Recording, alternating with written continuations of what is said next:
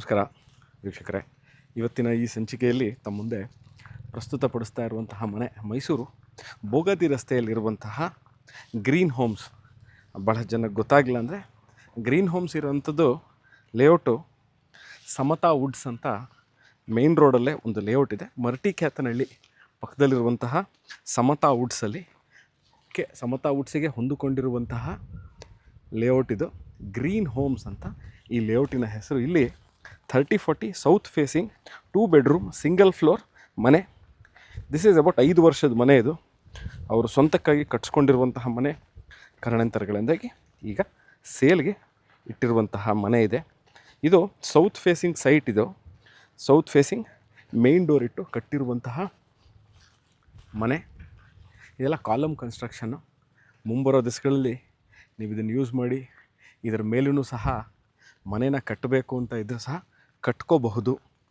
ನಾನೀಗ ಮನೆ ಒಳಗೆ ಹೋಗಿ ತಮಗೆ ಹೇಗಿದೆ ಅಂತ ತೋರಿಸ್ತೀನಿ ಮನೆ.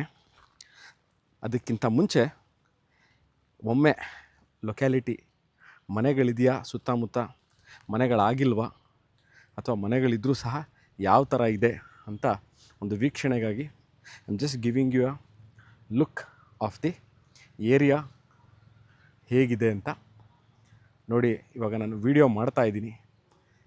ಮಾಡಬೇಕಾದ್ರೆ ಯಾವುದೇ ಥರ ಗಲಾಟೆ, ಸೌಂಡು, ವೆಹಿಕಲ್ ಮೂಮೆಂಟು, ಟ್ರಾಫಿಕ್ಕು ಯಾವುದೇ ಥರ ಪ್ರಶಾಂತವಾಗಿರುವಂತಹ ಮೈಸೂರು ಮಧ್ಯಭಾಗದಿಂದ ಈ ಲೊಕೇಶನ್ ಇರುವಂಥದ್ದು ಅಬೌಟ್ 9 ಕಿಲೋಮೀಟ್ರ್ ಆಗುತ್ತೆ.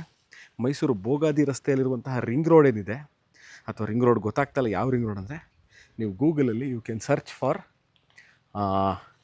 SJCE ಕಾಲೇಜ್ ಅಥವಾ ಸ್ಪೀಚ್ ಆ್ಯಂಡ್ ಹಿಯರಿಂಗ್ ಅಂತ.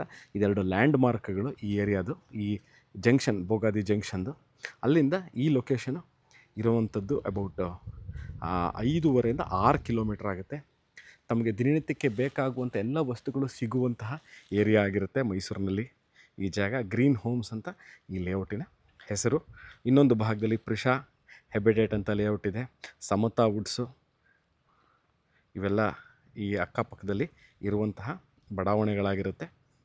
ಈಗ ನಾನು ಮನೆಯ ಒಳಗೆ ಇರುವಂಥ ಸ್ವಲ್ಪ ಫೋಟೋಗಳನ್ನ ತಮಗೆ ಮನೆ ಒಳಗೆ ಹೋಗಿ ತೋರಿಸ್ತೀನಿ. ಒಂದು ಹಾಲು, 2 ರೂಮ್ಗಳಿದೆ, 2ಕ್ಕೂ ಅಟ್ಯಾಚ್ ಬಾತ್ರೂಮ್ ಇದೆ. ಕಿಚನ್ ಏರಿಯಾ, ಡೈನಿಂಗ್ ಏರಿಯಾ ಇರುವಂತಹ 2 ಬೆಡ್ರೂಮ್ ಸಿಂಗಲ್ ಫ್ಲೋರ್ ಮನೆ ಸೇಲ್ಗಿದೆ. ಪಿಲ್ಲರ್ ಕನ್ಸ್ಟ್ರಕ್ಷನು, ಈಗಾಗಲೇ ವಾಟರ್ ಸಾಫ್ಟ್ನರ್ ಸಹ ಹಾಕಿದ್ದಾರೆ. ನೀರಿನ ವ್ಯವಸ್ಥೆ ನೆಕ್ಸ್ಟ್ ಕೇಳುವಂಥದ್ದು. ಈ ಮನೆಗೆ ನೀರಿನ ವ್ಯವಸ್ಥೆ ಏನಿದೆ ಅಂತ, ದಿನನಿತ್ಯ ಈ ಲೇಔಟಿಂದ ನೀರು ಸರಬರಾಜುವಂಥ ವ್ಯವಸ್ಥೆ ಇರುವಂತಹ ಮನೆ ಆಗಿರುತ್ತೆ. ಬನ್ನಿ ಈಗ ನಾನು ಮನೆಯೊಳಗೆ ಹೋಗಿ ತಮಗೆ ಮನೆಯ ಫೋಟೋಗಳನ್ನ ಸಹ ತೋರಿಸ್ತೀನಿ.